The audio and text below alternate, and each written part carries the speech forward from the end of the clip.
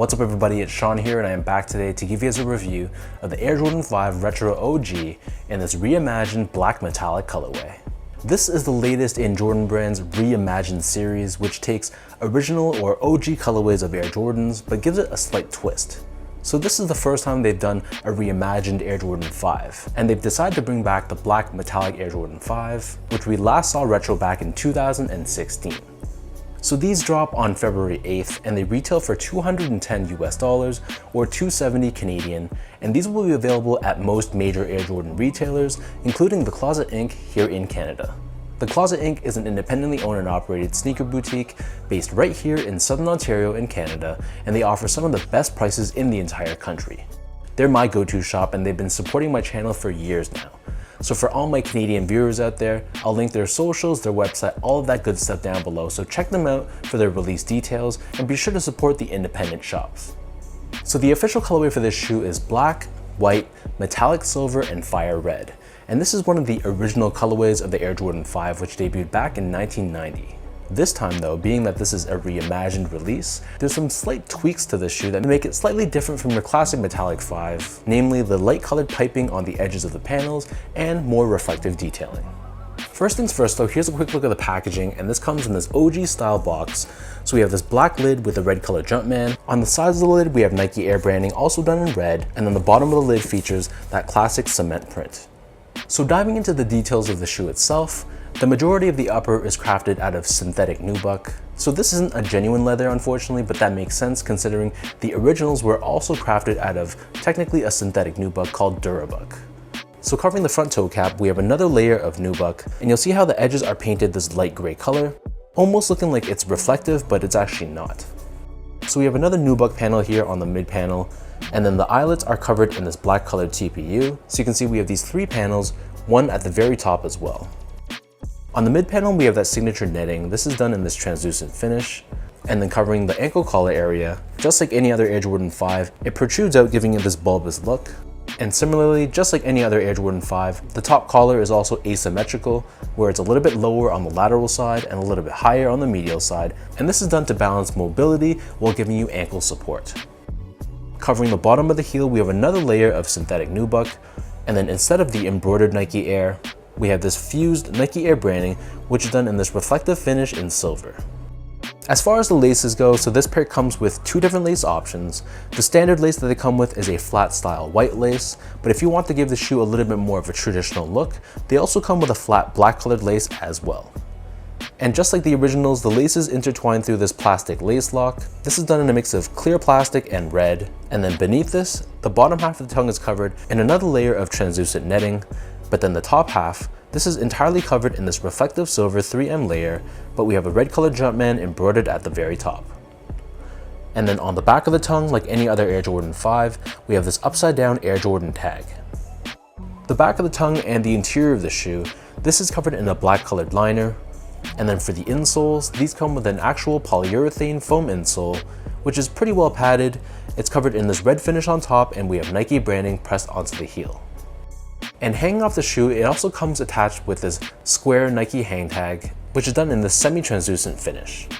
So the upper of the Jordan 5 sits atop this full-length polyurethane foam midsole, which is painted in black primarily, but we have that shark teeth jagged pattern on the forefoot, which is done in this silver and black mix.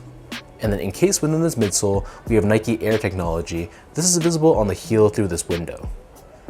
And then for the bottom, definitely one of the most iconic and memorable parts about the Air Jordan 5 is this translucent icy outsole. So for this year's version, it has a bit of a bluish tint to it, but staying true to the originals, we have the Jumpman logo underneath the forefoot and Nike branding right in the center. So that breaks down the look and the construction of this pair. For those wondering about how these fit, so in my case, I'm a true size 10, slightly on the wider side. I wear between a 9.5 or a 10 in Jordan 5s, depending on the specific release. So for this pair, I got these in my true size and they fit me really, really well.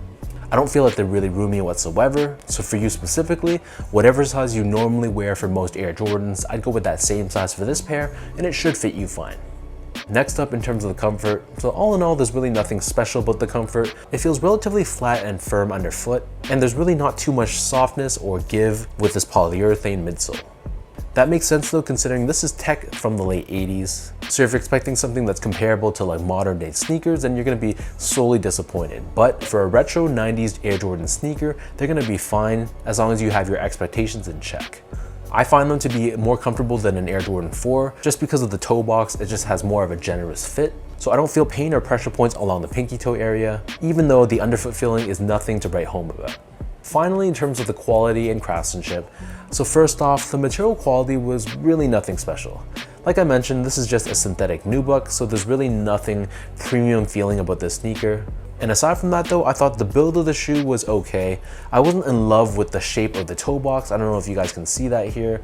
It's not the best, but it's also not the worst. But at the same time, there's really nothing on this shoe that I had major complaints about. I thought the stitch job was good, the panels were consistently sized and placed, and the paint job, especially around the midsole, I thought it was flawless. So the end result, it really isn't that bad. It's just nothing too special if we're talking strictly about the materials.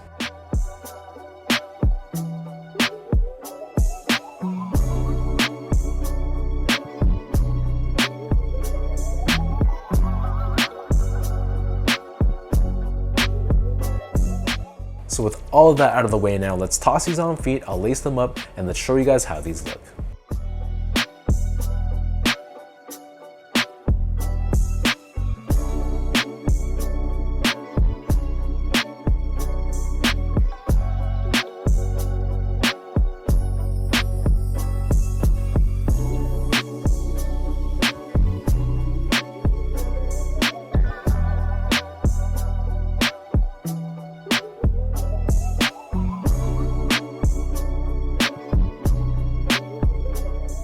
This might be a bit blasphemous for me to say, but I've really never been that big of a fan of the metallic 5s. I'm just not the biggest fan of primarily black-based sneakers, and when it comes to Jordan 5, at least the OG colorways, I've always gravitated towards the two fire red colors. So I think the last time I've owned this colorway probably was either 2007 or maybe 2011, I can't really remember, but I definitely skipped the last retro of these as it's just not really a shoe that I can see myself wearing, especially given today's style. For me, it's more about comfort, so I can't really see myself picking this type of shoe to rock on a normal everyday sort of occasion.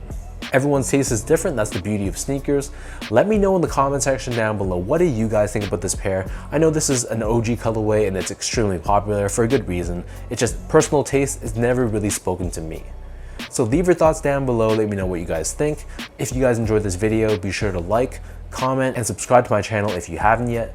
As always, you can check out my social media accounts. I'll link all of that down below. And again, for all my Canadian viewers out there, check out The Closet Inc. on both social media and their website for all your Jordans or Nike needs. So thank you everyone for watching, and I'll catch all of you in my next video.